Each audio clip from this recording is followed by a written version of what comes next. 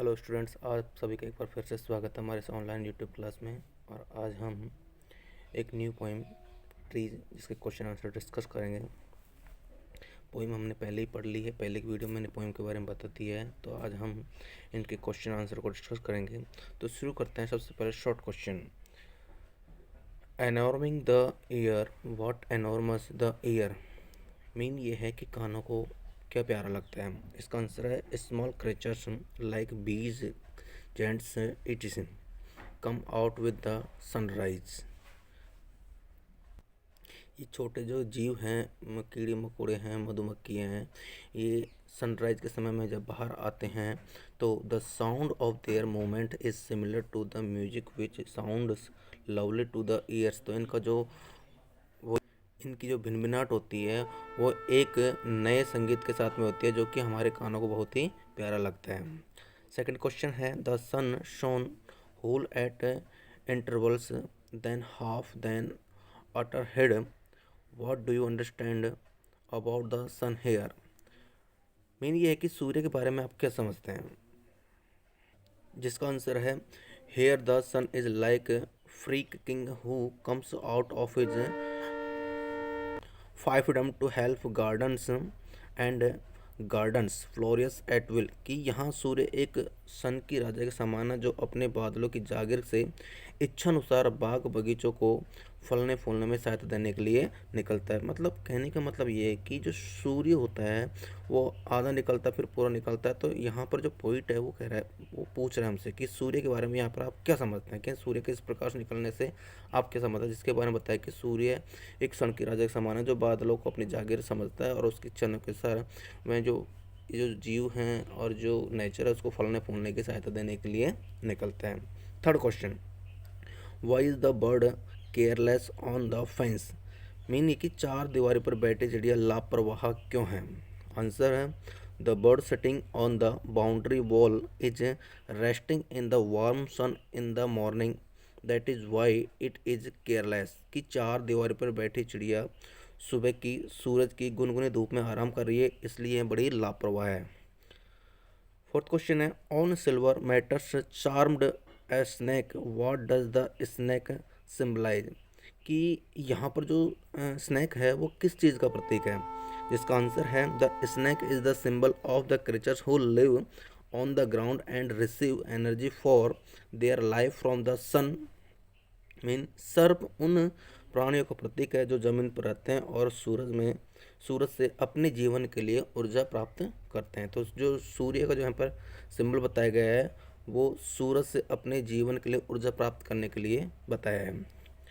Next है fifth number question, bright flowers slit a calyx, interpret the line in your own words. की bright flowers slit calyx की इस line को अपने शब्दों में एक्सप्लेन कीजिए, इसकी व्याख्या कीजिए। इसका आंसर है most flowers Bloom in the morning. कि बहुत से जो फूल होते हैं वो अधिकतर सुबह खिलते हैं। Their colourful petals come out of their outer green cover and spread their fragrance in the air. उनकी रंगीन पंखुड़ियाँ अपने बाहरी हरे आवरण से बाहर निकलती है और हवा में अपनी सुगंध को फैला देती है। तो ये फिफ्थ जो क्वेश्चन थे ये शॉर्ट क्वेश्चन थे। अब हम 50 वर्ड वाले क्वेश्चन करते हैं जो बी सेक्शन का है।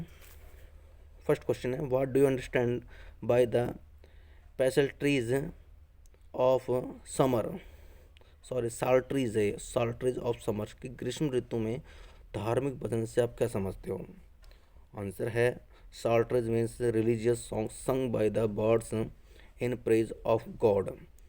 कि साल्ट्रीज का मतलब ये है कि भगवान की स्तुति में भाटों या चारणों द्वारा गाए गए धार्मिक गीत।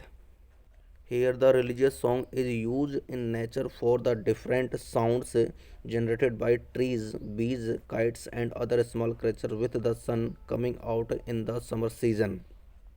या जहाँ धार्मिक गीत को प्रयोग प्रकृति में गर्मी की ऋतु में जो सुबह के समय में जब सूर्य निकलता है तो उसके साथ में पेड़ों में मधुमक्खियाँ, पतंग, मतलब छोटे मोटे जीव जो जंतु होते हैं वो, और छोटे प्राणी, उनके द्वारा उत्पन्न की गई अलग अलग आवाज़ों के लिए है। आगे दे रखा है कि दीज साउंड्स, ये जो आवाज़ें हैं, sound dear to the ears similar to psalteries, कि ये आवाज़ें सॉल्ट्रीज के समान ही कानों को प्रिय लगती है। सेकंड क्वेश्चन है, how would you explain the image of the handed flag, कि बंद पड़े झंडों की कल्पनाशीलता को आप किस प्रकार से स्पष्ट करेंगे। Answer, the imaginativeness of clouds sorry close flag describe the opening of the buds of flower in the same way as the opening of the layers of closed flag when they are hosted, कि बंद पड़े झंडों की कल्पनाशीलता कलियों के पुष्प पुटों के खुलने का वर्णन करती है, वैसे ही जैसे बंद झंडों की तरह का खुलना और उन्हें फहराया जाना। The petals inside the flower come out and blossoms on their trunk in the same way as the flags are opened on the pillars, कि जो पुष्प है उसके अंदर की पंखुड़ियों का बाहर आना और अपने तनों पर फूल बनकर खिलना, वैसे ही जैसे खंभे पर झंडे खुल जाते हैं और वो हवा में लहराने लगते हैं। Flower fly in the air like flag on the poles, कि वो जो झंडे हैं वो फूल हैं जो हवा में लहराते हैं जैसे झंडे खंभे पर लहराते हैं। Third number question, why does the poet capitalize pronouns referring to the sun, कि पोइट ने सूर्य को संकेत करने के लिए सर्वनाम बड़े अक्षरों में क्यों लिखे हैं। इसका मीन ये है कि जो पोइटेस है उसने सूर्य को संकेत करने के लिए जो प्रोनाउंस है उनको बड़े अक्षरों में क्यों लिखे हैं।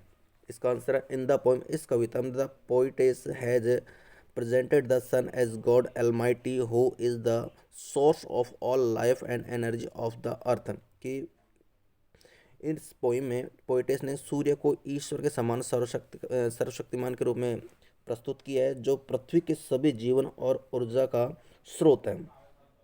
Growth is impossible without the sun, कि बिना सूर्य के विकास असंभव है।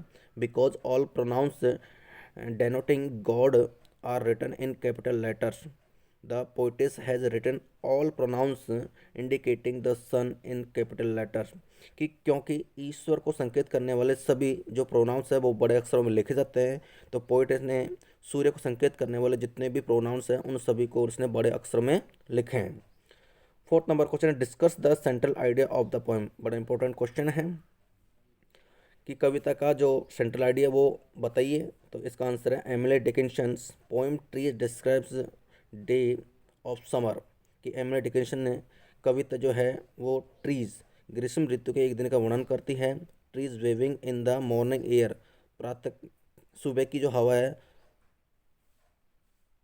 उस हवा में पेड़ लहराते हैं। The sun comes out and disappears into the clouds, सूरज निकलता है और बादलों में गायब हो जाता है। Small creature sings their own songs, छोटे छोटे जो प्राणी हैं वो अपना गीत गाते हैं। Birds and animals enjoy the mild heat of the morning and flowers in bloom and leave their fragrance in the air, पक्षी और जानवर सुबह की हल्की गर्मी का आनंद उठाते हैं और फूल खिल जाते हैं और अपनी सुगंध को हवा में छोड़ देते हैं। नेक्स्ट सेक्शन है जिसका आंसर अपन को 100 वर्ड्स में देने हैं, जिसका फर्स्ट क्वेश्चन है, what imagery does the poet uses to delineate summer's day more picturesquely, कि गर्मी के दिन के वर्णन को किसी भी अन्य चित्रकार से अच्छा चित्रित करने के लिए पोइटेस ने किस कल्पनाशीलता को प्रयोग में लेकर आती है। जिसका आंसर है, the playing of wind with leaves and branches like the wind, the imagery of music produced by small creatures similar to the summer songs of religious songs, mean ये है कि पत्तियों और डालियों के बीच जैसे होने के साथ हवा का खेलना, गर्मी के समय में धार्मिक गीतों के समान छोटे छोटे प्राणियों के द्वारा उत्पन्न संगीत की कल्पना सृष्टि ग्रीष्म काल के जो दिन है उसका जो वर्णन है उस वर्णन को वह अत्यधिक सजीव बनाती है। Makes the description of summer day very lively, कि ये जो पूरा जो वर्णन किया गया है इसको यहाँ सजीव बनाती है। एडिशनली, इसके अतिरिक्त, the eccentric sun escapes from the five tom of the clouds and hides behind doing its duty to allow the gardens to grow, the birds to sit or chat casually, a snake wrapped on the stone to illustrate a more comprehensive makes it lastly the imagery of the flower tearing their flowers and flowers like closed flag। इसका मतलब ये है कि इसके अतिरिक्त जो सूर्य हैं तो सूर्य के बादलों की जागीर से निकलना और उनके पीछे छिप जाना, जो गार्डन्स हैं बाग बगीचे हैं उनको विकसित होने देना और अपने काम को करने देना, चिड़ियों की लापरवाही से बैठना और उनका बातचीत करना, एक सांप का एक पत्थर पर लिपटना और उसका सुचित्र वर्णन बड़ा ही व्यापक बना देता है। लास्टली अंत में the imagery of the flowers tearing their flowers and flowers like close flag the poet description of the summer day. और अंत में फूलों का अपने पुष्पपुटों को बंद झंडों के समान फाड़ना, उसकी कल्पना जो सृष्टि है वो गर्मी के दिन के समय में जो पोइटेस है उसका वर्णन किसी चित्रकार से अधिक अच्छा बना देती है। मतलब ये जो सभी बातें बताई है वो किसी चित्रकार की चित्रकारी करने से भी अच्छा वर्णन यहाँ पर करती है। ओके, तो नेक्स्ट क्वेश्चन है, give examples from the poem to show that great poetry is a result of close observation of natural phenomena। कि इस पोइम में यह सिद्ध करने के लिए उदाहरण दो कि अच्छी कविता प्राकृतिक घटनाओं के गहन निरीक्षण का परिणाम होती है, जिसका answer Emily Dickinson made a subtle observation of naturalistic condition and use them effectively in her poem. कि एमिली डिकिंसन ने प्राकृतिक दृश्यमान जो परिस्थिति है उनका सूक्ष्म अवलोकन किया है और उसका अपनी कविताओं में प्रभावी रूप से इसने प्रयोग किया है। Trees the poet describes how in summer the branches and leaves wave in the morning air. की जो पोइम है ट्रीज, इस पोइम में पोइटेस ने वर्णन किया है कि कैसे ग्रीष्म ऋतु में डालियाँ और पत्तियाँ सुबह की हवा में लहराने लगती है। Small creature start humming when the sun comes out. छोटे छोटे प्राणी जब सूर्य निकलता है तो वो गीत गुनगुनाने लगते हैं। The sun emanates from the thick clouds and hides behind them.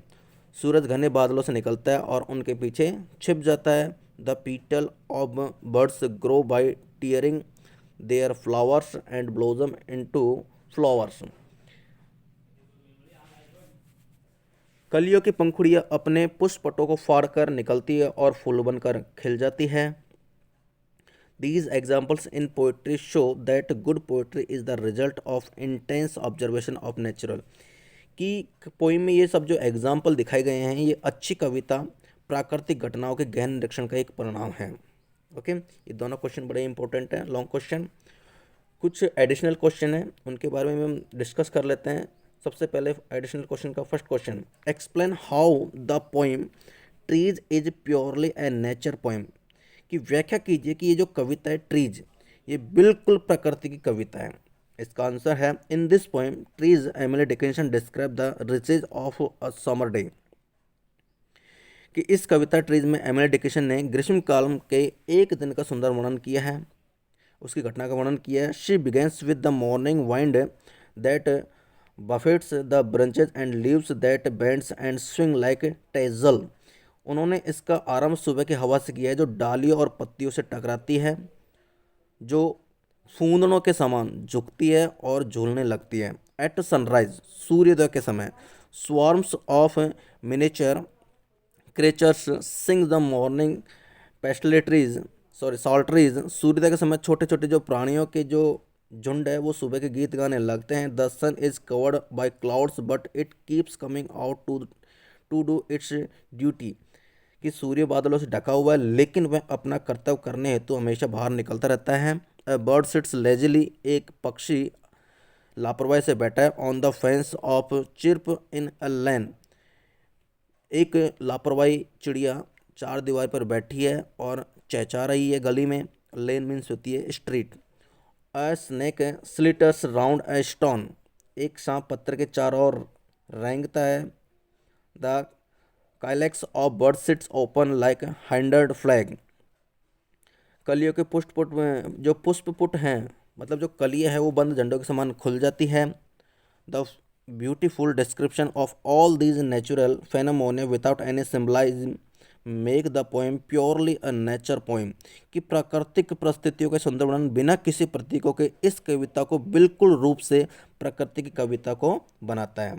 Second question है additional, mention and explain the expansions in which the poet has made comparisons between a natural phenomenon and a human activity, कि उन अभिव्यक्तियों को बताइए और व्याख्या कीजिए जिनमें कवयित्री ने प्राकृतिक परिस्थिति को मानवीय क्रिया से तुलना की है। Answer, in trees like tassel the poetess compare the rearing of branches and leaves with that of tassel, कि पेड़ फूंदनों के समान में कवियत्री ने डालियों और पत्तियों के लहराने का फूंदनों के तुलना के समान की है। कहने का मतलब ये है, पोइटेस ने जो ब्रांचेज होती है, जो डालियाँ जो लहराती है, तो उसने उनकी तुलना फूंदनों के समान की है।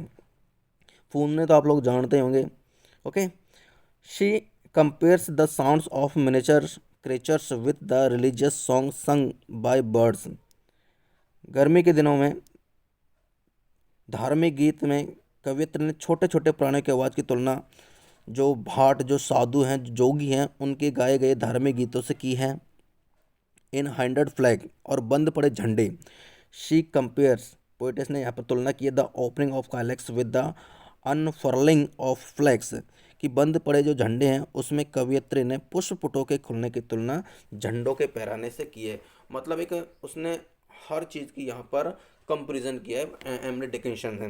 तो आप क्वेश्चन आंसर को समझ गए होंगे। ठीक है, नेक्स्ट टाइम नेक्स्ट क्वेश्चन लेके आएंगे, तब तक के लिए धन्यवाद।